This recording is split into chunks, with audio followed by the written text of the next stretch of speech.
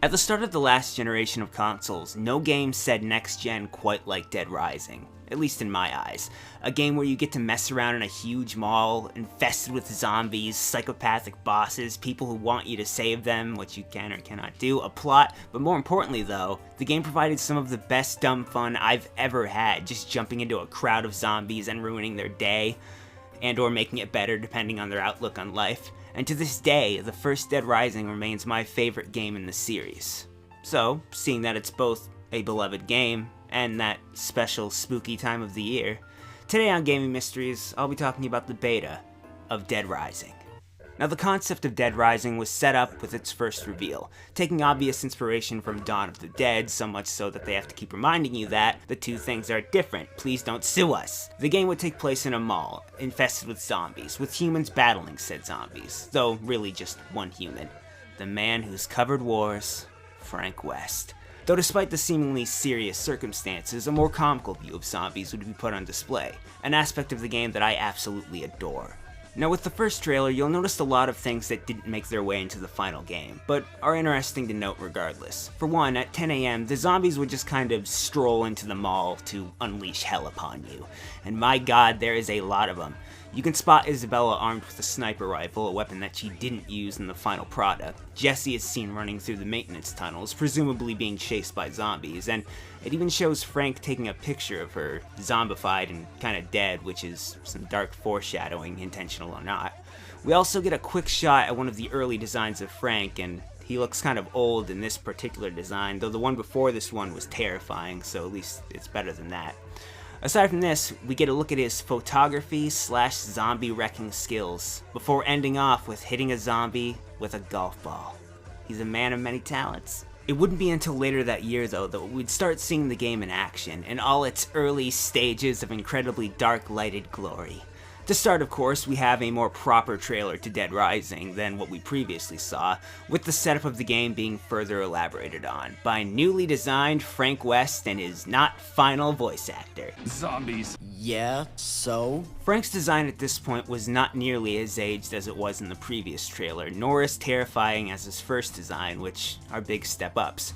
If anything, he gives off more of a comical vibe, with just these over-exaggerated facial expressions to go along with his actions, which would make sense considering one of the goals for the game was to display zombies in a comical light, so maybe they wanted the main character to also display that comedy. I just can't help but wonder if the design for Frank was intentionally comical or not. That aside, on display in the trailer are some early versions of the supermarket, hardware store, and North Plaza, looking a tad empty for now. You can see Frank escorting an unused survivor, killing some zombies, and the game's premise is more or less established. Survive, take pictures, and win a Pulitzer. Noble stuff. Now at a first glance, the mentioned areas may not look that different, though upon a closer inspection, stuff proves otherwise. The hardware store is a location that underwent many revisions. For one, it was initially located in an early version of the Northern Plaza, before being moved to Alfresca Plaza. Some notable differences are the cash register area was located in the front of the store near the gates as opposed to the back, and also in the back of the store there was going to be an elevator, or at least for now there was an elevator, that presumably would just take you to the roof. Now, it's highly unlikely that you are going to be able to actually access the roof from this location in the final product, because that would be far too convenient.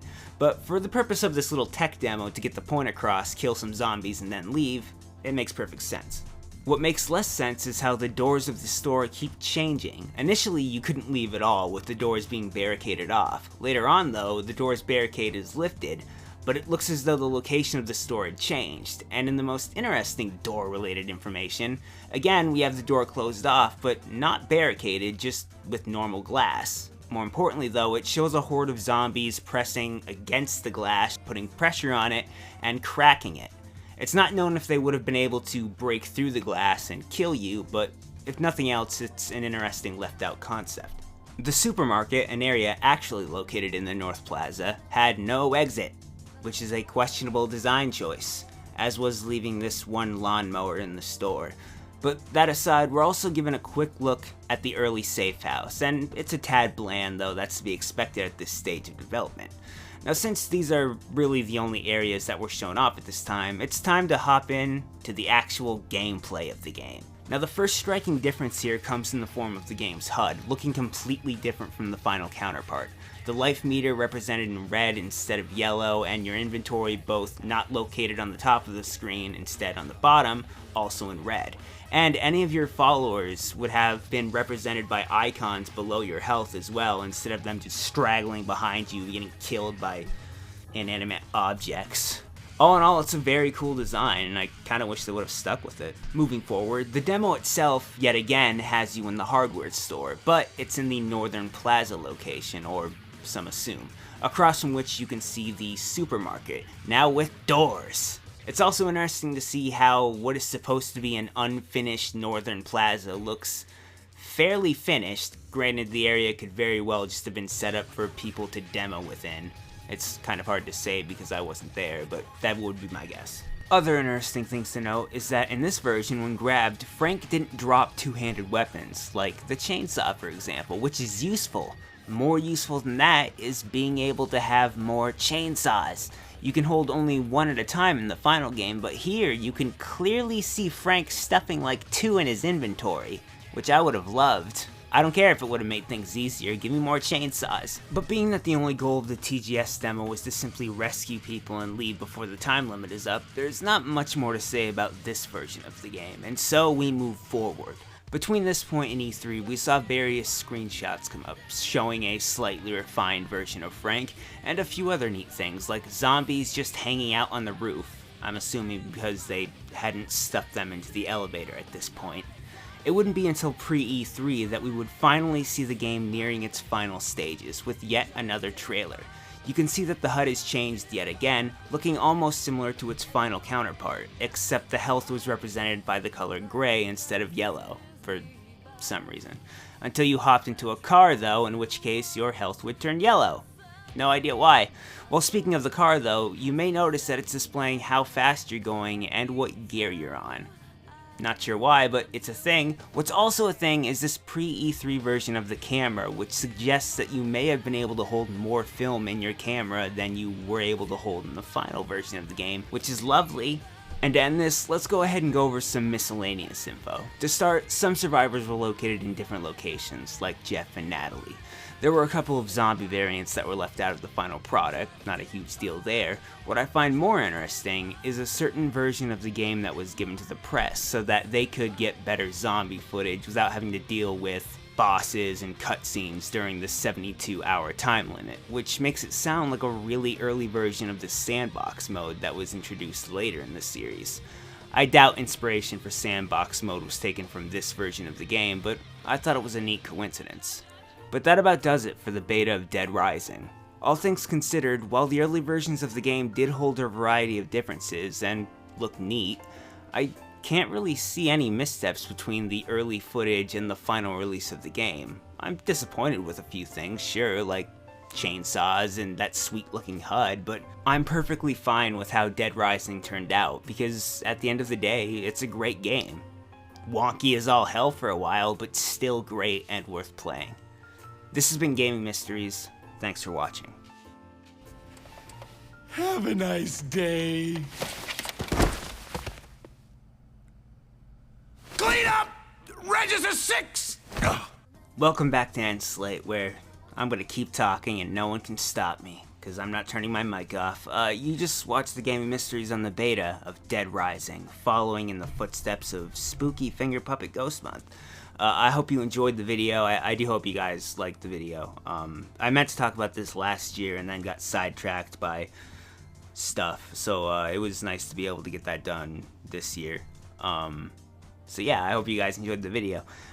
Enough about me though, because my voice is kind of raspy. Let's talk about other stuff you can click on so that you can get away from me as fast as possible. I could be getting a cold and I don't want you to catch it. So first thing you can click on is the last video I did on this channel, which was a bullshit creepypasta storytime on ZAI, one of the more fun creepypasta stories I've read in a while. I think I had the author comment on that, and even they enjoyed the video, so that was cool. And yeah, the story did get deleted from the wiki for anyone who's curious. Might be on the Troll Pasta, I would assume. I'm not really sure though. But there's that, and then the other video I'd like to recommend is another bullshit creepypasta story time of Sonic.exe. No reason in particular why I'm putting that one there. Certainly not leading up to anything or anything like that for plans. Halloween special. And that's the bottom of the screen.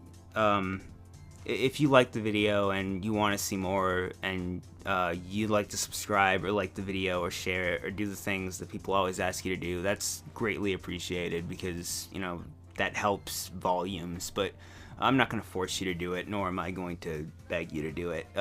Do so only if you want to. Hope you enjoyed the video, though. It's like 5 a.m., so this translates a little off kilter, but I'm gonna go ahead and end this. So until next end slate, I'm gonna go to bed because it's 5:29 a.m. See you next time on End Slate.